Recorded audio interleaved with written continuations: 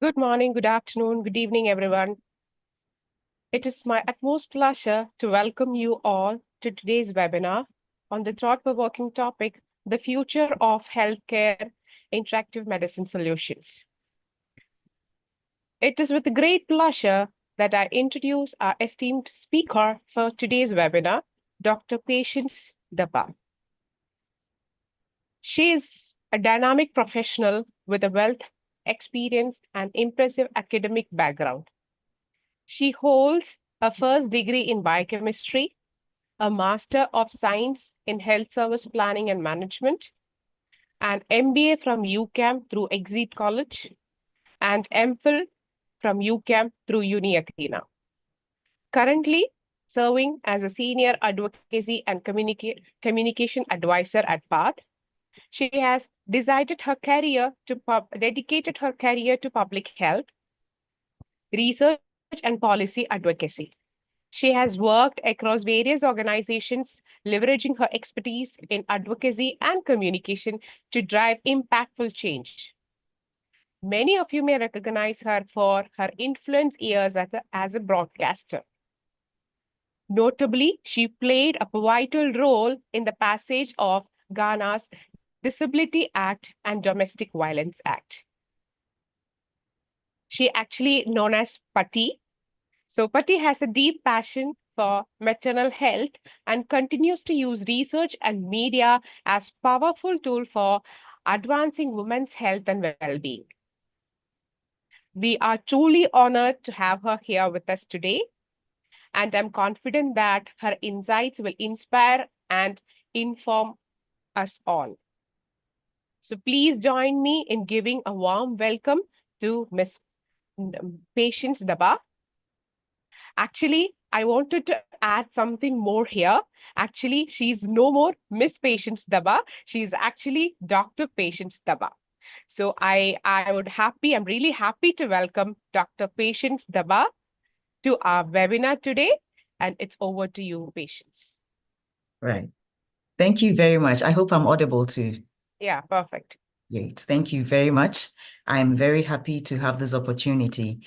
I'll be going straight into my topic, but I want to add one thing that Dr. Nai didn't add, that I come from Ghana in West Africa. I trained in Ghana most of my life with a little stint in the United States of America. So I sort of feel like an international person, and I'm very happy to be with all of you. And I hope that you'll find this topic very interesting because health is something that affects everybody. Health is next to life. So I hope we'll all take interest in this topic. So today we'll be talking about the future of healthcare, integrative medicine solutions. And you know my name already. My name is Patti. So this is the outline of the presentation that I'll be using. We'll do a small introduction, then we'll do an overview of orthodox and traditional medicine. We'll talk a little bit about the benefits of integration, the framework of practice, the challenges and opportunities to integration of orthodox and traditional medicine, and then strategies for integration and conclusion. And I would also like to say a very strong thank you to all of us who have joined this call. I'd like to call out the Regional Director of Health Services of the Greater Accra region in Ghana, Dr. Akosia Owusu-Sapong, who has joined this call, and several of my classmates who have also joined. Thank you very much. So we'll start as I mentioned. Health is a human right. It is everybody's right to seek healthcare, and this was declared in 1948 by the United Nations. And as part of the Alma Ata Declaration of 1978, it was reinforced by the World Health Organization. It is natural that anybody that doesn't feel too good should seek health. In fact, it is natural for every human being to seek health, not only when they are not feeling good, but also to ensure that they or we don't fall ill in the first place. So health seeking is a natural human instinct. Everyone wants to be fine. And when it comes to healthcare, there are many different types according to TUS, and we can classify as orthodox and traditional. And this is for both curative and preventive health. And for many, many, many of us, we heal a shop. When you're ill and because of your instinct to get better, you tend to usually start with self-medication. You try to medicate yourself. You try to drink a lot of water or take something that you are familiar with. Then you probably would go to the pharmacy or the drugstore to get something over the counter. If it still doesn't work, you want to go to the hospital or go to your pastor or go to your imam. You want to go to a herbalist or go to a friend. Wherever you can find healthcare, you want to go there. So this is healer shopping. And many of us, if not all of us, tend to do this. And the key factors that determine where a person would likely seek healthcare are: one is cost, the perceived cost, I would say, because sometimes we think it's cheap here, but that is what we perceive, that it will cost less here. And secondly is recommendations that other people will make. And then the third factor is the testimonials of assumedly proven success, including adverts on television, on radio, and elsewhere. So these are some of the reasons why people would go to one particular place to seek healthcare or go to another. So now let's talk a little bit about what we are calling orthodox medicine and what we're calling traditional medicine. Let's start with orthodox medicine. In orthodox medicine, we're talking about things like pills and tablets, injections or injectables, surgery, radiation treatment, and the likes. These are modern treatment options that people tend to use. We start off with diagnosis. We use modern diagnostic tests and equipment and procedures. And we use these so that we can accurately diagnose a disease. For example, if somebody came to the hospital, they would come with symptoms. And then you'd go through the diagnostic processes to determine what exactly is wrong with the person. And to do this, we also have specialized personnel. So we have radiologists, we have laboratory staff, we have lab technicians, we have phlebotomists, we have different kinds of health personnel. And then once you've been diagnosed, you would want to probably see a GP, a general practitioner, who would probably also refer your case to somebody, a urologist or a gynecologist, depending on what has been found. So they are specialized personnel when the diagnosis has been done. Now, there's specific evidence-based treatment when it comes to Western medicine. So we look at the condition and we target the treatment to the condition. So one condition, one treatment, according to Anthi and Anthi 2019. And I've mentioned the types of treatment that is used in Orthodox or Western medicine, according to Chang and Chang 2000. Orthodox medicine is widely available.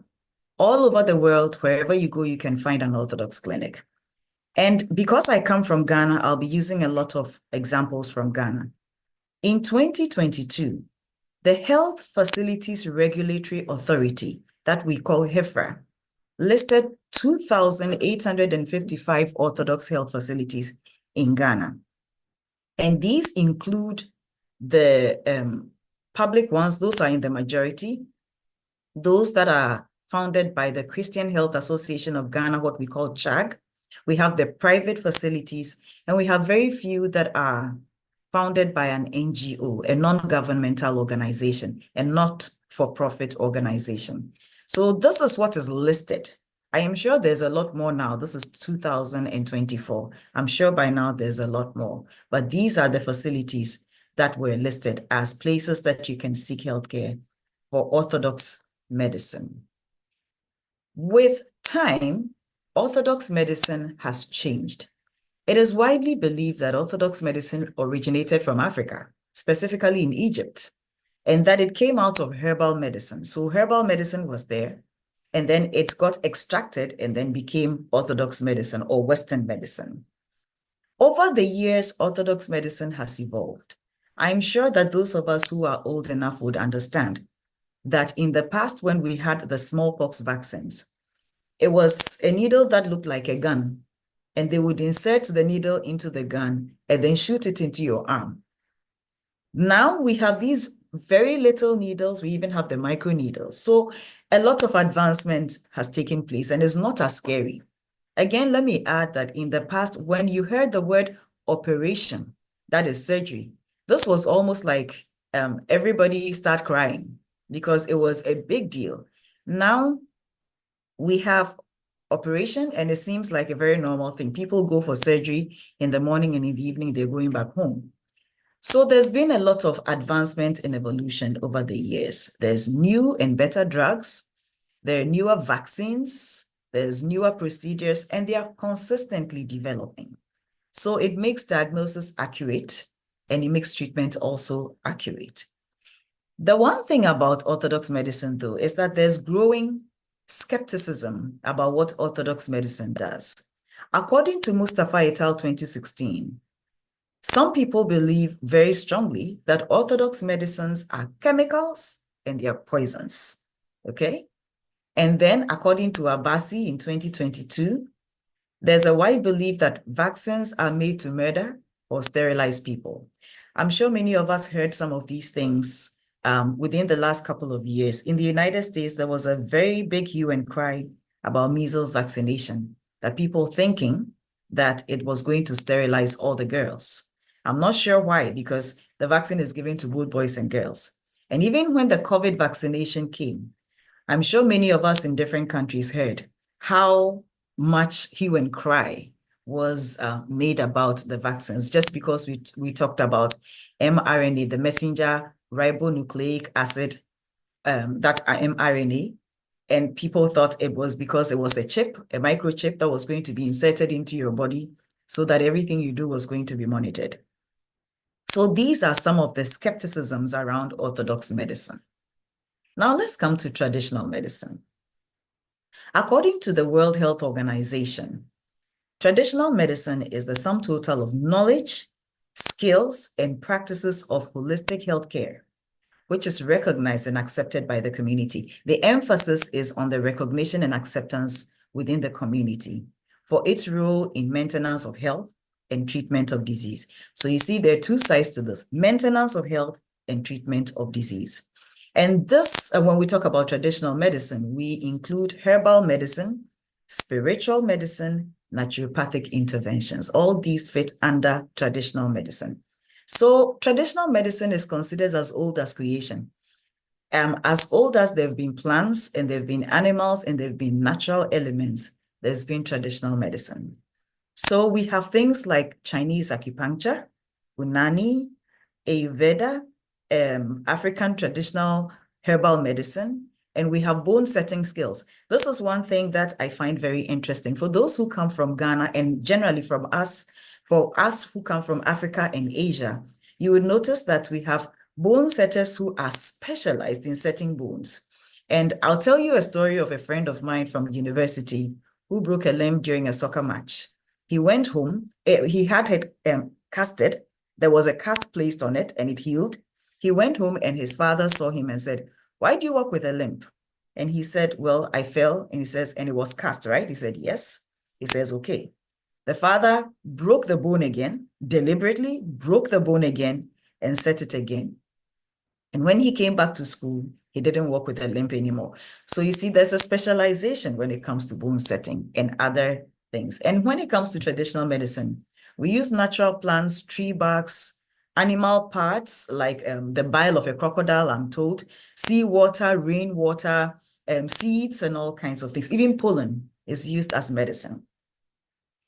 And traditional medicine is considered as pure plant and natural products, as against the so-called chemical drugs of Orthodox medicine. And traditional medicine is often associated with nature and the gods. And in almost every country, there is some connotation of faith that has to do with the gods when you talk about traditional medicine. So there are different forms of traditional medicine. I mentioned some again. So we have African traditional herbal medicine. We have Native American medicine. That's for those from the United States of America. You might know some of them. We have Indian Ayurveda, which dwells a lot on the Vita, the Kufa, and the Pitta.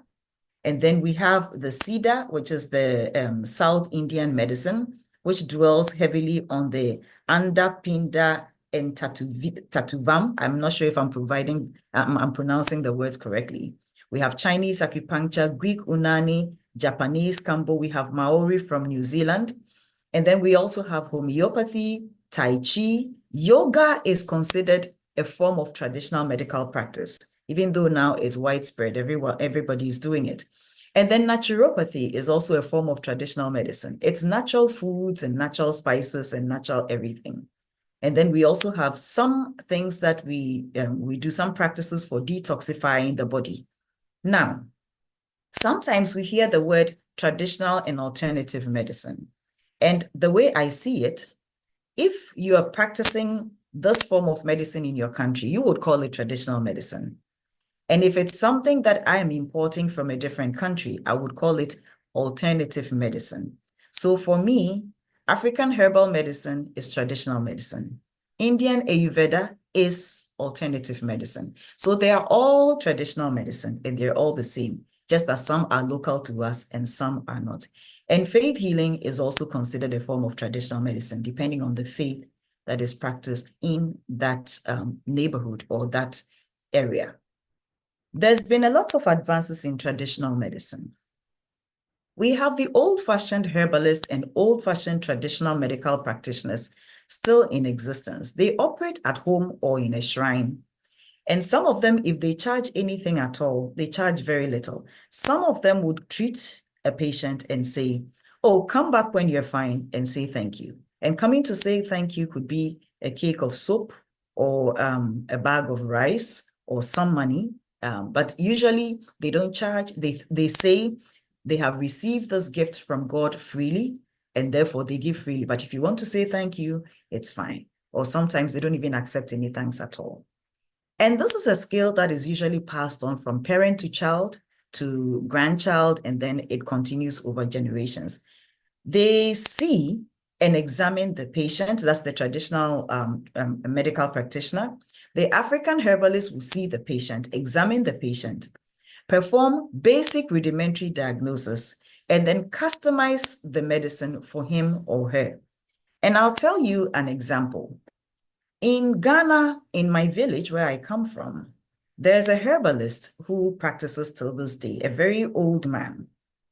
If you went to him and told him that I have night sweats and I seem to pass a lot more urine than normal, and I feel tired and I feel hungry so many times, this traditional medicine practitioner will listen to these symptoms and tell you, go to the back of the house and urinate there and leave the urine there and go home and come back tomorrow.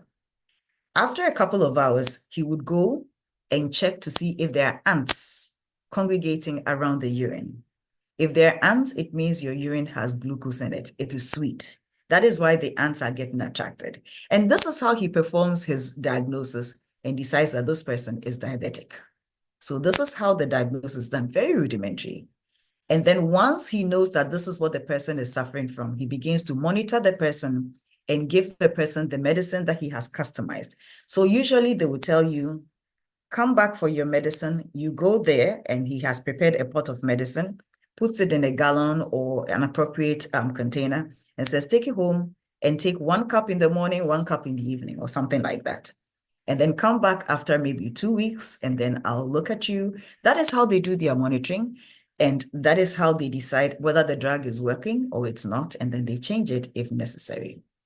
Today, and for quite a number of years, in Ghana, we've had the Center for Plant Medicine Research, and you can check out their website. It's www.cpmr.org. You can go there and see the kind of medicines they are producing, all from plant medicine. Everything is plant. So they have drugs that we use for treating malaria and other disease conditions. Now also, we have medical herbalists who are being trained in the university. They operate modern clinics and they prepare herbal medicines, but they don't necessarily see a patient and customize the medicine to them. They prepare the medicine en masse so that people can buy from herbal shops and from the pharmacies. I'm showing this picture to you to show the transition. The picture on the left is a very traditional herbalist or traditional medicine practitioner who is sitting in his shrine. He's surrounded by schnapps that he uses to make incantations and libation to the gods. He's surrounded by pots with all manner of things in them. And he actually looks a little revered. You might be a little scared when you walk into the shrine.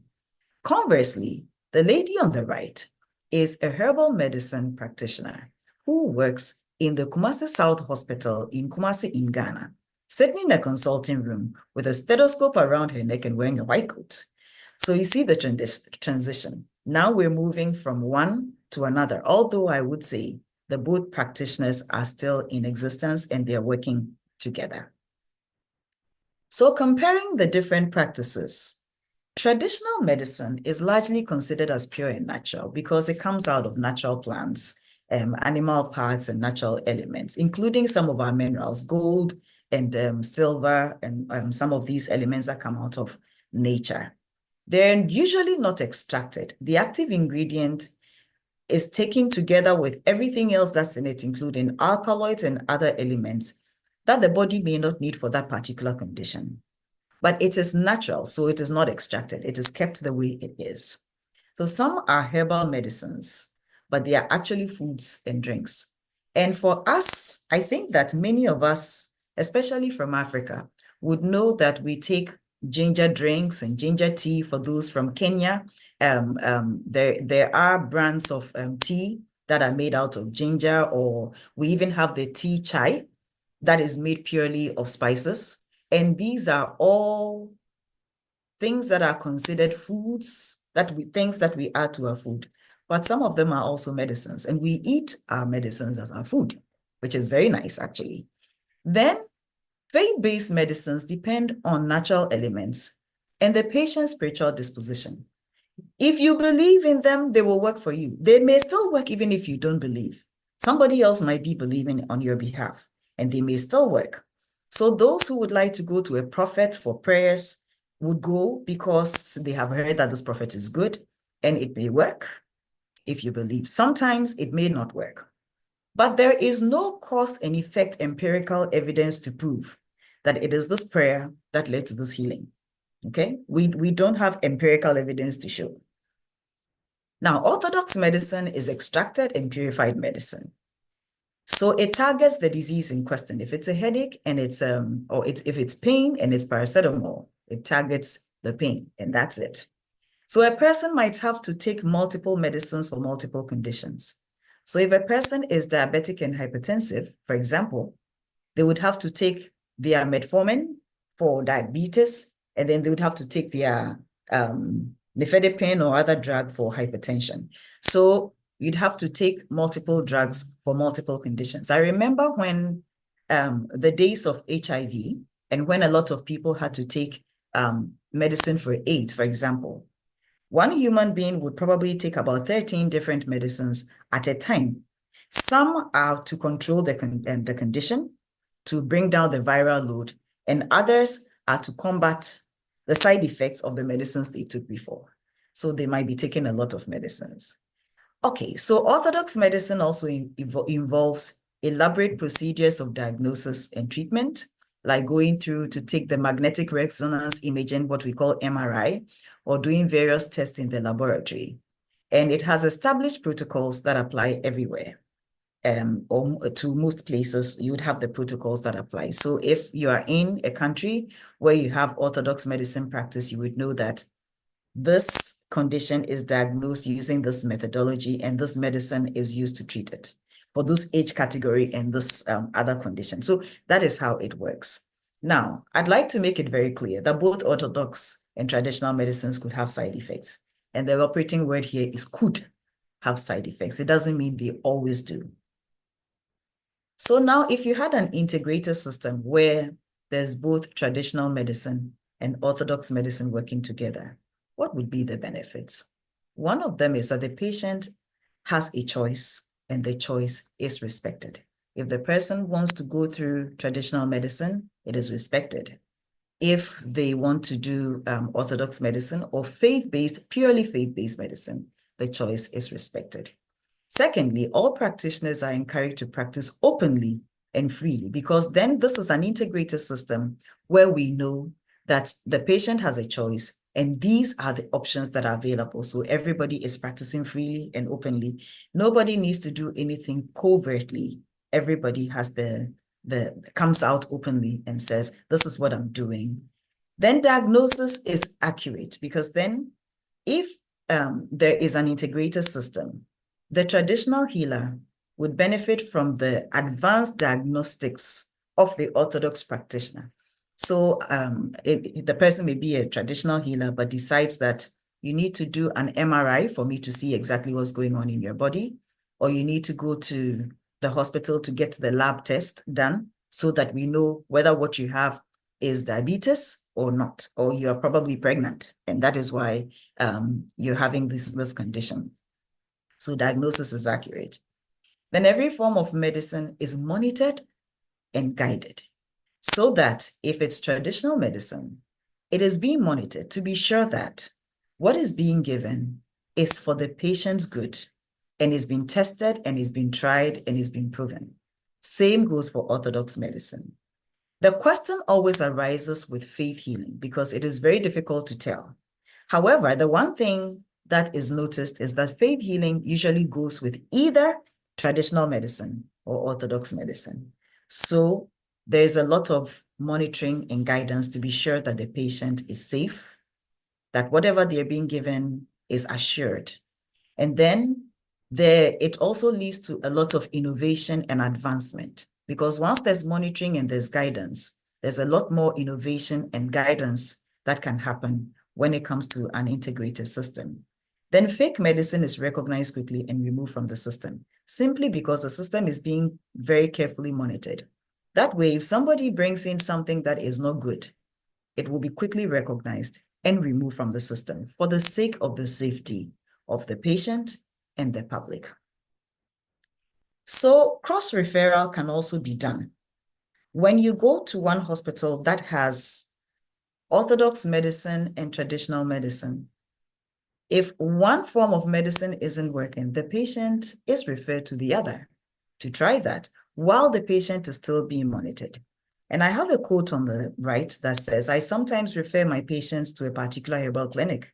If the medicine is giving them, that is the orthodox medicine, is giving them side effects, weight loss or vomiting and the like, and I monitor them, and most of them have improved. And this is a private orthodox oncologist, a person who treats cancer, talking about this. So this can be done, and it is being done in some ways. And then cross-learning takes place.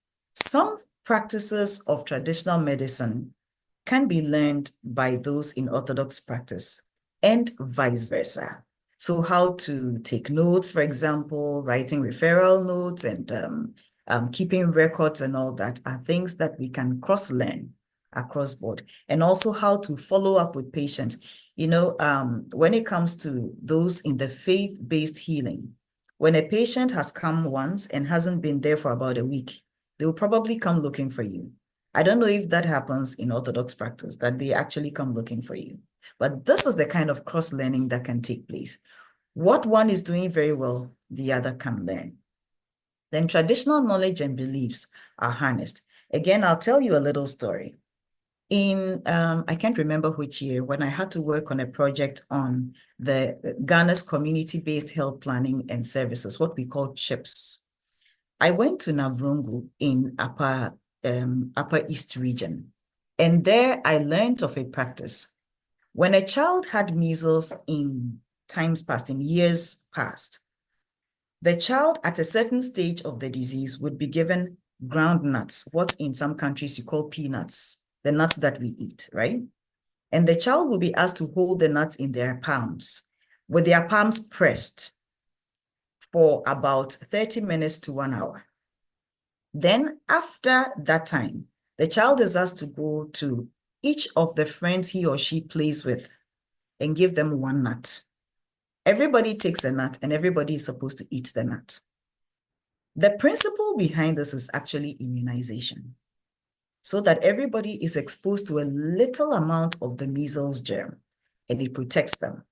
What we cannot see, or what I cannot see, is how effective that was, considering that the child only held the nut for about an hour and it went through the gastrointestinal tract and probably the germ got digested. However, the traditional practitioners said that this is something that worked very well for them. And this is something that could be learned from the traditional system. Again, another thing I learned was there's a drink in the north called pitu. It is something that it looks like stout, okay?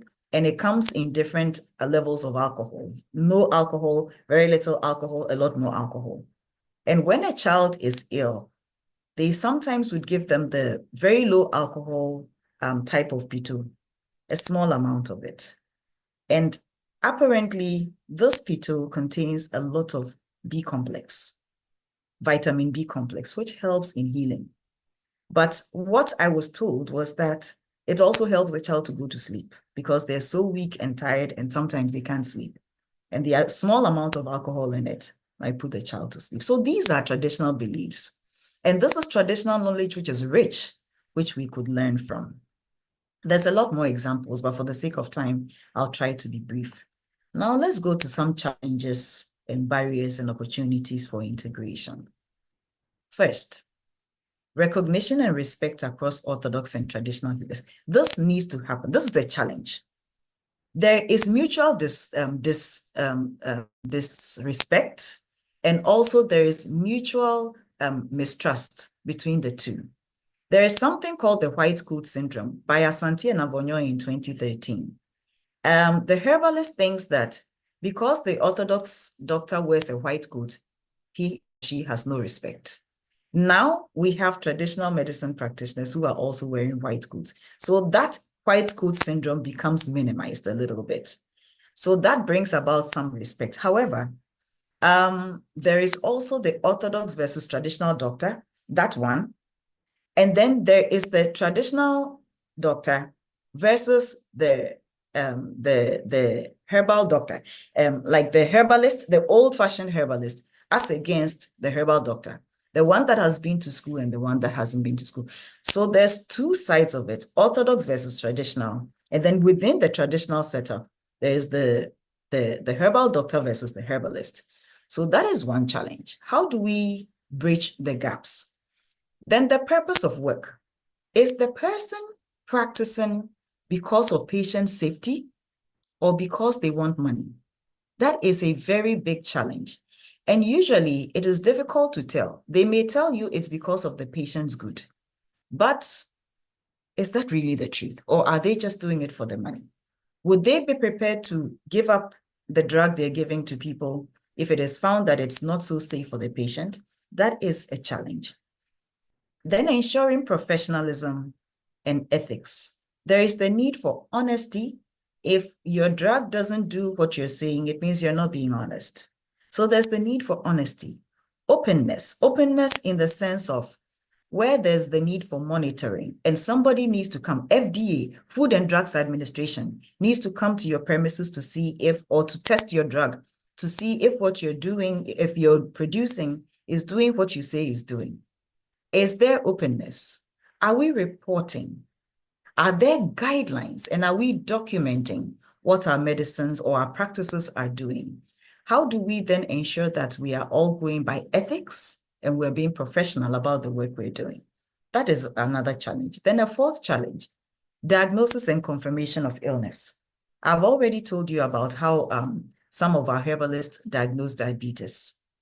Sometimes there's the basic diagnosis versus the advanced technology-based diagnosis. Which one will be used by who? And who would be able to interpret those results correctly? And then what would be the standards for diagnosis? Would there be, for example, traditional practice having their own standards for diagnosis and Orthodox having their own standards for diagnosis? Or can there be some kind of a bridge? That is another one of the challenges. Again, we have generating empirical evidence of success. And this quote will tell you, a woman has headaches. She talks to one person and says, pray. Another person says, oh, black pepper will do the trick. Add black pepper to your tea, for example, or use these herbs and add black pepper to it. And another person will say, oh, just take paracetamol. And somebody says, oh, drink a lot of water. So she prayed. She drank her tea that contained the black pepper. She took the paracetamol after and drank a lot of water. So now which one worked? Was it the black pepper, the paracetamol, the water, or the prayers? Which one worked? How do you then generate empirical evidence to show that it is this one that worked or that one? And this is the case for us who like to heal a shop. You're taking this form of medicine and that form of medicine. So which one worked, and how do we know that it is this one that worked and not the other? Then let's talk about practitioner autonomy. Everybody likes their independence, and nobody wants their practice to be meddled with, so to speak. So everybody wants to do their own thing. But when it comes to working for the good of the patient, can we now keep talking about autonomy? Or should we now be looking at the overall good of the patient and not your autonomy? Then regulation, monitoring, and evaluation. Very important point. Who would be the regulator? Would there be a regulator that regulates for both orthodox and traditional practices? Would they be competent enough? Would they understand the practices enough to be able to regulate? Who monitors who? Again, would they understand what the practice is to be able to monitor? Then let me talk a little bit about regulation in Ghana's Public Health Act, that is Act 851 of 2012. This act has been passed for more than 10 years. And within the schedule, one of the schedules of the act lists a number of diseases for which a cure cannot be advertised. One of those diseases is cancer. Another of them is infertility. Now, if you come from Ghana, or if you listen to the radio in Ghana, or watch some of the television stations, you would realize that this law has been so flouted by those who are doing traditional medicine. But those in orthodox practice have stuck to the law. They don't advertise. Go through the streets in many parts of Africa, and you will see one herbal medicine practitioner or another mounted a billboard that says, I treat this condition and that, including some of the conditions that we are not supposed to advertise for. So whose regulation are we using? And whose law are we using? And who is supposed to obey those laws? Are the laws made for some segments of the society and not for others? This is a major challenge that we need to look at. Now, documentation and data transmission. In my research, I realized that when you go to a district, we have the District Health Information Management System. It is there, and people are supposed to send their information to the DHMIS, or what we call the DIMS. So who is contributing to the DIMS? Is it the Orthodox medicine practitioners or the traditional medicine practitioners? There's a lot of people going to the traditional clinics. When you go to a place in Kumasi, in Ghana, for example, we have so many of these traditional clinics. Are they contributing any information to the DIMS? Or are we just doing the orthodox? If we do that, what it means is that some cases may be underreported. The cancer registry is another one. People report to the cancer registry upon demand. So if the person has gone to a herbal clinic, for example, or gone to the alternative clinic, the Tai Chi, for example, are these cases of cancer being reported into the cancer registry? Are we not underreporting? And when people, forgive me for using this crude example, when people die of so-called unknown cases, was it because they went to a different practitioner which wasn't documented? Or was it actually a cause of death unknown? And usually we would attribute that to spiritual causes. Is that really the case?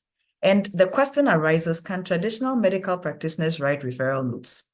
If they have to go from a herbal clinic, a traditional clinic, to the Orthodox clinic on referral, or if the Orthodox practitioner wrote a referral note to the traditional clinic, would they be able to understand or do something with it? Again, we have reporting lines. Who reports to who? Should we have two separate reporting lines? As it is right now, I'll use Ghana as an example. We have the Traditional Medicine Practice Council, and all the herbal and alternative and faith healers are supposed to report there. And then we have those in Orthodox practice specifically those in Ghana Health Service, report to Ghana Health Service. Everybody else will report to Ministry of Health. Of course, Ghana Health Service ultimately reports to Ministry of Health. So what kind of reporting lines do we have? And where do they meet? And how do we know that these cases are being reported and this kind of medicine is working and that isn't? What are the reporting lines like? And then we have the inter-provider communication. They don't talk amongst themselves, the providers. But at the district level, I'm looking at a situation where there is a kind of a forum where the district health management team would call all the health providers and say, we're going to talk about, for example, we're going to talk about diabetes. And then we sit together and say, one says, I have this medicine, it does this, that, and the other says, in the hospital, we'll go through this. And then we dialogue together and see. But there is no such inter-provider communication. Everybody does their own thing for now. Now, these are challenges which look more like barriers to me. Decoupling religion from traditional medicine, that is a very major thing. When you look at the picture of the person on the left, this is a traditional medicine practitioner. And if you asked a Christian to go to this traditional medicine practitioner, they might say no, because they look at the person and decide, I am not with the gods, so I don't want to go there. So how can we decouple religion from traditional medicine? And then when you look at the picture on the right, this is a little baby who's being bathed with herbs. And this is a very common practice in Africa, in Asia, in the Pacific Islands, in Native America, and including Canada. And you would want to bathe the baby with these herbs so that the baby will become strong. And some of these herbs are also for treating certain disease conditions. Some of them are even, I am told, helping to make the baby's the cord heal faster. But how do we set limits to what can be done to who? How do we set limits? That's another bit of a challenge that we need to look at. But there are opportunities. The World Health Organization supports an integrated system of healthcare provision. And well, this is in their document from 2000. And every form of medical practice has practitioners and followers. That means that if you're looking at Orthodox medicine, we have those who follow. We have those who follow traditional medicine. So whichever one that you're looking at, there are people that go there. So that's an opportunity. They are already in practice. Now, the inclusion of traditional medicine in the education curriculum is also another opportunity. The Kwame Nkrumah University of Science and Technology, KNUST, has a herbal medicine program in the Faculty of Pharmacy. And that is where a lot of our medical, herbal medical practitioners are being trained from. So that is a very big opportunity to continuously advance traditional medicine practice. And then we have structures that also exist that could be harnessed for guidance and integration. In other words, you don't need to create new structures. The Ministry of Health encompasses everybody. And under the Ministry of Health of Ghana, we have such agencies as the Ghana Health Service that controls a lot of the public health facilities. We have the Center for Plant Medicine Research that does a lot of medicine, plant medicine research that I talked about earlier. And I believe that some from the center are on this call right now. We have the Food and Drugs Authority. They are mandated to look at all foods and all drugs and ensure that they are safe. They do what the one that developed the food or the drug says it will do. It's safe for use, and they do the monitoring when it's out on the market. Then we have the Traditional Medicine Practice Council that I mentioned is in charge of traditional medicine, i.e., herbal medicine, alternative medicine, and spiritual medicine. They are there already. We have the Pharmacy Council that does the regulation of pharmaceutical products and drugs. And then we have the Health Facilities Regulatory Agency, HEFRA. They regulate all health facilities. The question is, does HEFRA have any plan to go to the herbal clinics to begin to regularize them and document that they exist and what they do? Or are they sticking only with the Orthodox medicine? Again, is Food and Drugs Authority making efforts to look at all these herbal medicines that are on the market to see if they are good in terms of safety and they do what they say they will do? I know the Traditional Medicine Practice Council is doing its work all right, but how are they interfacing with all the others, with Ghana Health Service, with Food and Drugs Authority, with Pharmacy Council, and HEFRA? So there are systems in place all under the Ministry of Health, and probably under the ministry, these agencies could begin to talk a little more among themselves so that the integration opportunity is enhanced. There are some successful models of integration, and I will speak briefly about some of them. The WHO, the World Health Organization, proposes 3 models of integration of care. The first one is that traditional medicine becomes a part of the Orthodox healthcare service system. So you have a clinician who can prescribe both traditional and Orthodox medicine. Second, you have the traditional medicine that is attached to Orthodox practice. So you go to an Orthodox hospital, and then you have the traditional medicine clinic.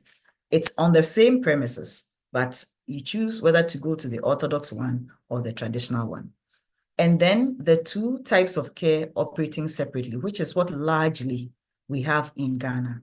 And again, it has been proposed by some authors, including the World Health Organization, that the traditional healer should be part of the primary healthcare team. So when you have what we call, I mentioned CHIPS, that is the community-based health planning and services. If you have a CHIP system and at the community level, you have the community health committee, that the traditional healer should be part of that primary healthcare team so that they contribute their knowledge. Many of us from Ghana would know that we have traditional birth attendants. They are not midwives, but they know how to deliver babies. And some of them, when you go to the communities, have worked very closely with the midwives at the community level. So there are these models of integration that we can look at. Now, when you go to China, traditional Chinese medicine has been very well integrated into the healthcare system. So you go to the hospital and you can access herbal medicine, acupuncture, or dietary therapy in the same health facility, where you can also access your magnetic resonance imaging, and where you can access your traditional, your Orthodox medicine, where you can access your surgical procedures and your vaccines and all that. The same health facility provides for all these. And in India, we have the Ayurveda well integrated into the healthcare system. And many of us are doing Ayurveda without noticing. When COVID came, many of us were mixing up cloves and peppers and alligator pepper and all those things, and making into a nice tea and drinking it without even realizing that what we're doing is the Indian Ayurveda. And we were doing it all over the world, including Ghana and Nigeria and the UK as well. So these are things that are being done as part of the integrated system in India. And it's not only in the health facility, but it's part of the lifestyle. So what we eat, what we drink, all has preventive health from the Ayurveda system integrated into it very well. Now let's come to Ghana. We have integrated facilities.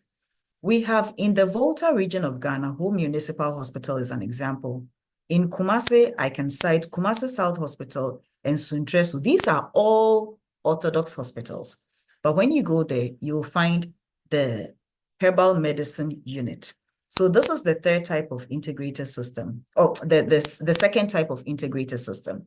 You walk into the clinic and you decide, I want to go herbal or I want to go Orthodox. So these are examples of integrated healthcare systems that are working very well. So now let's go on to some strategies, and I'd like to pace up here. We need to accept the different forms of healthcare. Traditional medicine is here to stay, whether we like it or yes. So is Orthodox medicine. None of us is going anywhere. So we just need to accept each other. And then from the pilot integrated systems and from the other countries that have well-integrated systems, we can learn lessons and then identify the benefits of the integrated system and see how we can integrate into our various systems. We also need to identify collaborators and give them roles. Let us never forget our faith leaders, our imams, our pastors, our prophets, our sheikhs, our Sikhs. They are there. They can easily mobilize people, mobilize communities. We have our community leadership. In Ghana, we have our chiefs, we have our queens, and we have our tindanas and different kinds of community leaders who can actually mobilize people so that we can talk to each other. We have our community pharmacies. Those are usually the first point of call when people are looking for a cure. So we can't ignore them. And then we have our researchers and the media. I can't stress the media enough. That broadcast enough information to go out. We can give each of these specific roles, including community mobilization, sensitization, education, and we can also give them monitoring roles to be sure that what they're doing is right and is within the rules. And then they can also do some referral. For example, if somebody came to the pastor for prayers, the pastor can refer and tell them, this condition, we're praying together, but please go to the hospital so that they can see you and then diagnose, and then we can keep praying while they also treat you. Then we need to identify leadership. An integrated system needs effective leadership that we can use to build the relevant structures with time. Like I mentioned, there are some structures already in place, but what we need to do is to identify the leaders who can help to build the structures in such a way that it becomes integrated. Then the development of policy on integrated healthcare. We need to co-create an integrated healthcare policy and a roadmap that includes timelines. Then we need to do the legal framework. Like I mentioned, we have Act 851. We need to look at that act and see who does it apply to and how do we apply it. So the legal framework is also very important. We need guidelines and algorithms for correct diagnosis, treatment, and referral. So if the traditional medicine practitioner decides that these are the way we are going to do our diagnosis, this is how we do our treatment, this is how we do our referral, then we know. And then how we can even cross-refer is something that we need to do on a policy basis. Then monitoring and supervision systems are very important so that we know that this body is in charge of monitoring and supervising. And then when they come to your facility, you have to open your doors to them. Then we need to disseminate the policy for buy-in. Now, let's note that not everybody will buy into the policy. So it's going to be a very gradual process if we're going to have an integrated system. Again, we need collaborative research and generation of evidence, especially of traditional medicine. A lot of them work very well, but what we need to do is to do a lot more collaborative research and generate the evidence. Let me add here that we also need to generate evidence of faith-based medicine so that we can establish safety, efficacy, and standards. Again, we will need to develop capacities. We need to develop the capacity to diagnose correctly before you start treating a condition that does not exist. Then to treat the various conditions, we need to develop the capacities. Then to document the cases and refer and follow up, and also to transmit the data to the appropriate places. I always say that a lot more can be done at the district level because the district is a smaller unit and there's a structure there called the District Health Management Team that can make sure that this happens. Then the establishment of appropriate communication systems. Again, let me talk about the district level, and we can run it up to the regional and the national system, where there can be meetings. We call meetings where we sit together to talk about a particular condition, and then we get the ideas of all the different practitioners, and we learn from each other. But it has to be open. We shouldn't sit down with a closed mind and think that I'm not going to listen to what anybody says. All I know is what I know. If you do that, you won't learn anything. And then when it comes to implementation, we need supportive monitoring and corrective action. Monitoring not for finding fault, but for correcting what has gone wrong so that we keep advancing. Then constant and consistent communication among the care practitioners, documentation, public engagement, and then at a point we need to stop to evaluate and learn from each other. And we also need to continually advocate for integration. And as you can see, there are some products that we are using that are herbal. These are some of the herbal products that are being used. I would say sometimes for us who come from Africa, if the drug comes from India, you say, oh, it's very good. But if it's made in Ghana or it's made in another African country, you might think, oh, no, this one is not good. It's only because we haven't advanced what we're doing. So let me draw a conclusion. And I'll draw my conclusion like this. Last year, I'm sure many of us heard that the King of England had been diagnosed with a certain condition. And while he was looking for a cure, what he decided to look out for was not orthodox medicine, but traditional medicine. And this is where somebody on, I've forgotten which newspaper this one is, but this is a media person that says, methods like these might be unfashionable, but they should not be ignored. So this is coming from England in London. So it is possible for traditional and orthodox medicines to work together in an integrated manner, primarily because it is good for the patient, for the good of the patient, for the safety of the patient, and for the recovery of the patient, and also for prevention of disease. There are challenges, however, there are successful models. There are pilot projects and there are working integrated systems in various parts of the world that we can learn from. If there is good leadership and there is good guidance led by policy, well monitored, evaluated, and lessons learned, then integrative medicine will provide more options to patients and improve survival. And this is where I will stop and ask for questions. Thank you very much for your attention.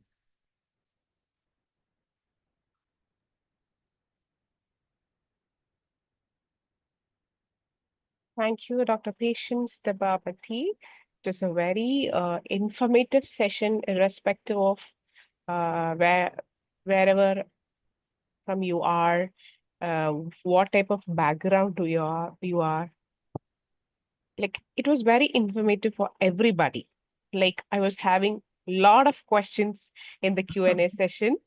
Like, even though we won't be able to address all the questions, I'll ask you some of the questions from the Q&A session. Okay? So I can stop sharing now? Yeah, sure. Okay, and then we can go to the Q&A. Yes. Okay. I'll help you in pointing Sure. out questions. Uh, why the local herbs are faster curable than the foreign drugs or medicines? Could you repeat the question? Why the local herbs Mhm. is actually, it is very it will cure the disease very faster compared with the foreign drugs or medicines. Why it is so? I cannot tell why it is so. But one thing I know is if a condition is well diagnosed and the treatment is well targeted, then it will work very fast. Yeah. Yes. And trust me, there are some orthodox medicines that also work very fast. I wouldn't call them foreign medicines. I would only say they're orthodox because foreign could be anywhere, depending on where you're coming from. So to me, medicine that comes from England is foreign, but it's also orthodox. Medicine that comes from India could be foreign, but it's also traditional. So whether it's orthodox or traditional, if the condition has been well diagnosed, the treatment is targeted and it's very good. It works. Okay. Thank you. And the next question is, see, is there a way of validating traditional medicines so the people will trust it more? Absolutely, absolutely. So in Ghana, we have the Center for Plant Medicine Research. And I believe that some of them are on this call, and I would say that they're doing a great job of doing consistent research into these medicines. We also have the Faculty of Pharmacy at the Kwame Nkrumah University of Science and Technology. We now have faculties of pharmacy at the University of Ghana. Forgive me, I'm a very old person. So in my time, there was pharmacy only in Kwame Nkrumah University of Science and Technology. So now we have pharmacy being studied in other universities in the country. And I would lay some of the responsibility on our researchers to consistently research into our plant medicine so that we know which ones do what. Again, we have the Food and Drugs Administration, and it is their direct responsibility to ensure that these medicines are doing what we say we should do. The catch here is they can't just walk into a facility and know that this medicine is being used there. Usually, whoever has developed the medicine brings it to the FDA so that they can test and advise. But unless you have brought it to them, so far the practice has been they won't just walk out there and say, who has what? You have to bring it to them. And that is where sometimes there's a little bit of a challenge because there's proliferation of all kinds of things. And some of them, trust me, are being done only because somebody wants money, not because it will cure a patient. Okay. And the next question, like it was a repeated question from many people, like about the dosage Mm. and the possible intoxication with traditional medicine. Like people would like to go with this traditional medicine, but they are actually not aware about the dosage and the intoxication. That is very, very, very true. Um, most of the time, what we see, especially here in Africa, is a pot of medicine has been brewed like a broth, and then you're told take 1 cup in the morning and take 1 cup in the evening. We're not sure of the active ingredient. We're not sure of whether it's age standardized. And you know that this is what Orthodox medicine does. We're not sure what the side effects are. We're not sure what the contraindications are. In other words, who cannot take this? But it has been prepared and given to you, and you use it. And this is where sometimes it makes some of us a little skeptical that this herbal medicine is good, but I won't use it. Or I've heard that this is good, but I don't want to use it. It is especially the case of the medicines that are advertised, especially on the media, on radio and on television, because you cannot tell for sure whether there's any documentation to prove. You know, if any medicine goes to Food and Drugs Administration, they have to tell the whole history about how it's developed, its active ingredients, its contraindications, all the clinical trials that have been done on those drugs before they are sanctioned. Have our traditional medicines gone through any clinical trials? I dare say yes, only that they are not documented. These are age-old practices, so they've been used over the years, only that nobody has bothered to document. So maybe one of the things that researchers can start to do is to help to document some of these things so that we know that this dosage is okay for this age category and this condition.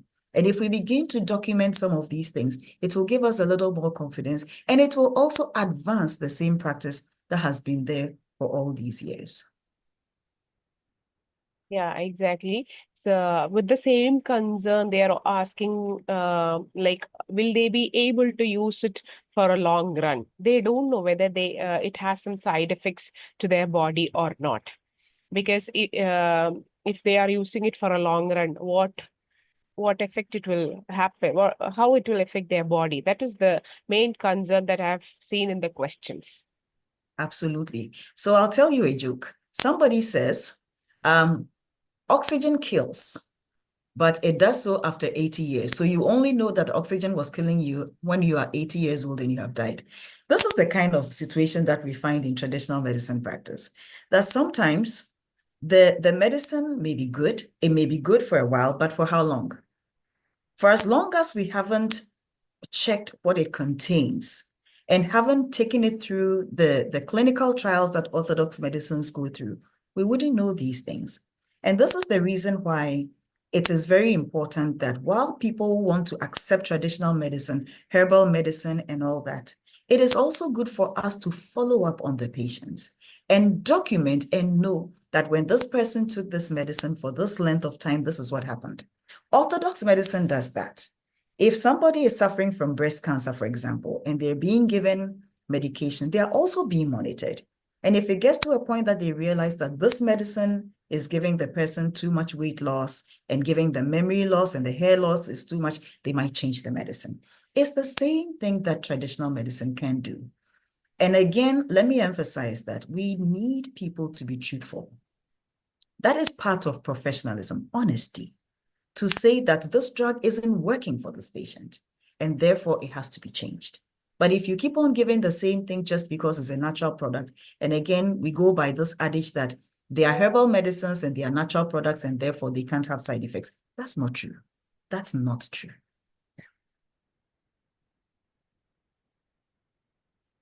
And I felt two questions very interesting. Like it is purely based on some conditions, health conditions. One is like, do you have anything to suggest for low BP condition in the herbal medicine? And the next question was related with, can you suggest something for the varicose vein? I felt Well, really interesting. Like it was the two I specific conditions mentioned here. I would not hazard a guess as to what medicine will work for them. Incidentally, for the longest time, I've had low blood pressure. For the greatest part of my life, I had low blood pressure. And guess what I took? Nothing. Absolutely nothing. All I did was whenever I felt like I was dizzy, I would get some rest, I'd drink some water, I'd drink some coffee. And for me, coffee did the trick for me. I wouldn't say that for you because I don't know you and I don't know what other conditions that you have. Some people will drink coffee and have palpitations of the heart. I don't have any palpitations. Again, I like to drink wine every now and then, but there are some people whose religion might not allow them to drink anything alcoholic. So I can't prescribe that for you. So, my dear, thank you for your questions and for the two conditions. I would really beg you to, because I've worked more in the Orthodox sector, I would say, please go to the nearest hospital. Let them diagnose you correctly and let them prescribe something for you. And then if you prefer to go to the Orthodox practitioner, then you can talk to one who is close by you. Let them know your condition. And if they are honest and they will tell you something that will work, that's good. If you start to take something and you realize that it's not helpful to you, please, please, please, you can find somebody else to help you. Thank you so much. Okay. And one more question, it was very personal, like what career pathway should I take and how to go on about it? Like if they wanted to be focus on this orthodox medication, they wanted to, the person is actually a medical school graduate. Oh, wow, good, Okay, so what path? He is actually like the person is actually interested in the traditional medicines. good, Like the person interested in to incorporate the same with his practice. good. So what All right. career pathway should be better? I don't know the country this person is in. So this is what I would say. If you were in my country, Ghana, I would say from medical school, you could go to the Kwame Nkrumah University of Science and Technology in Kumasi and have a chat with them and tell them, I have just come out of medical school. I'm very interested in herbal medicine practice, and I would like to know a little more. I don't know yet if they have structured courses like that for people who are in Orthodox medicine, but I'm sure that if you went there, they'll be able to structure something like that for you. Having said that, let me mention that this is also another thing that I would charge some of our institutions to begin to look at, to see how we can structure traditional medicine courses for those who are in Orthodox practice, so that they would also have a little knowledge of traditional medicine and how some of these medicines can work. Again, you could also go to a herbalist, a traditional herbalist, or a traditional medicine practitioner, and go and sit humbly at his or her feet and ask them questions and learn. It might not be easy because sometimes they might require you, if you're studying herbal medicine in Ghana, they might require you to wake up at a certain time of the night, like to go and pluck a certain tree, herb, or flower at 3 a.m. and it has to be specific at 3 a.m. So you have to be very humble. And sometimes you might have to go walking backwards or something like that. There are all these religious practices around herbal medicines.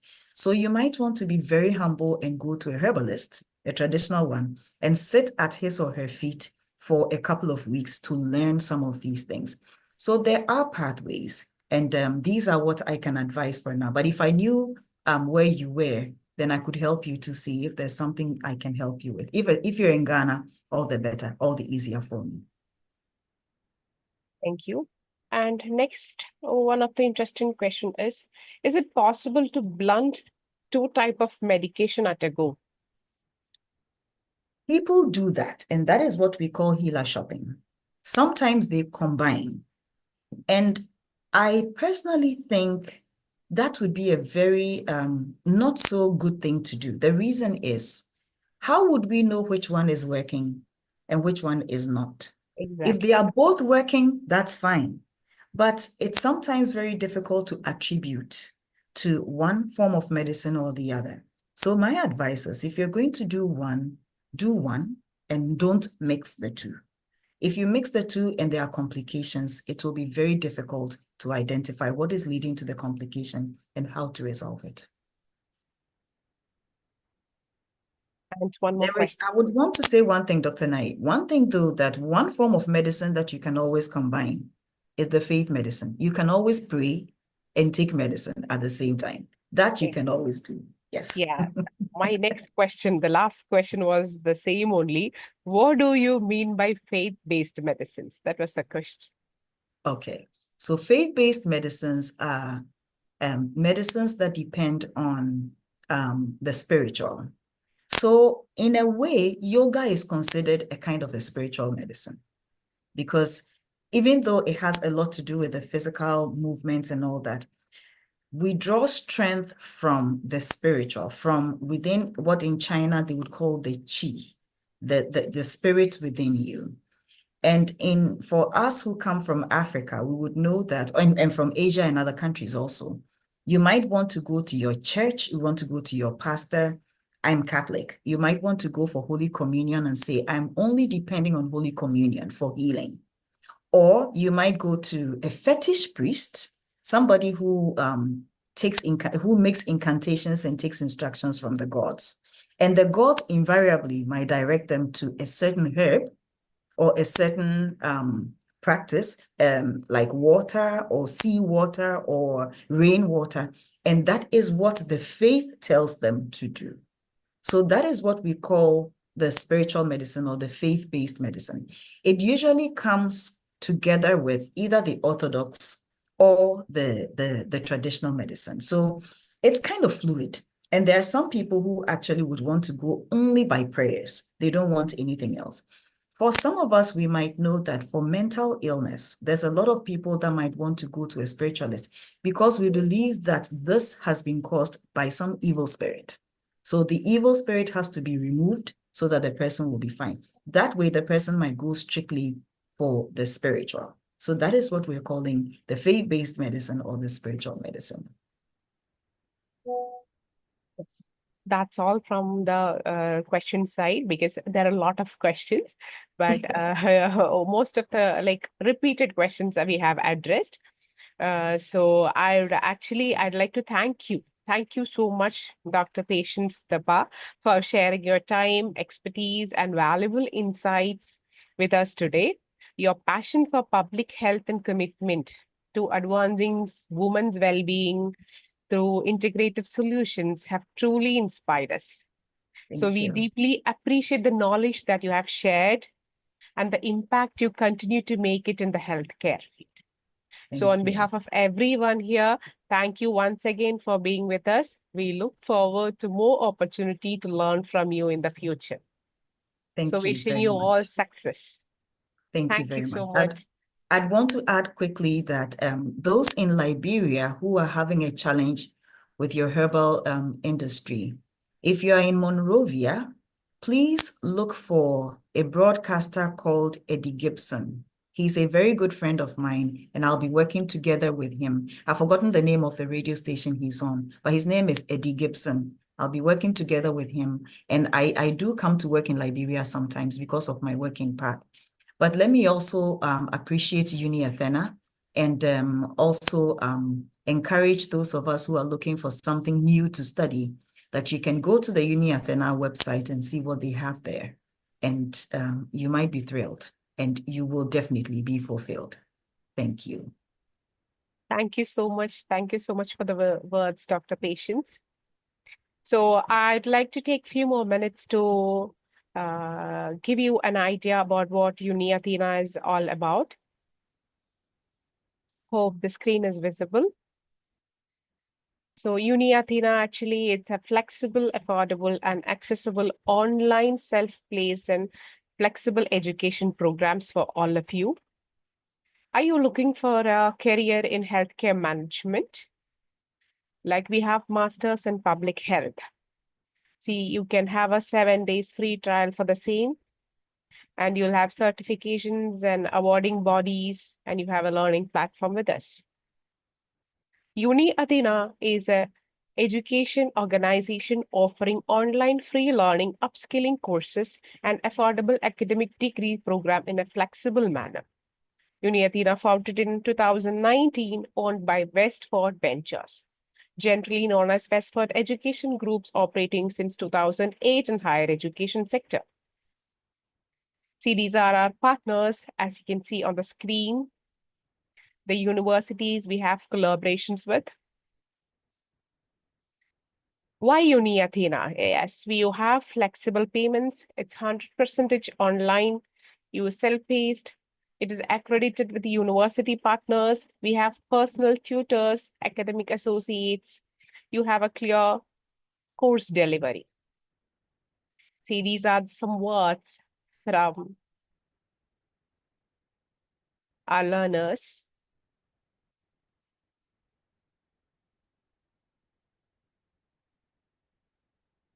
Thank you so much.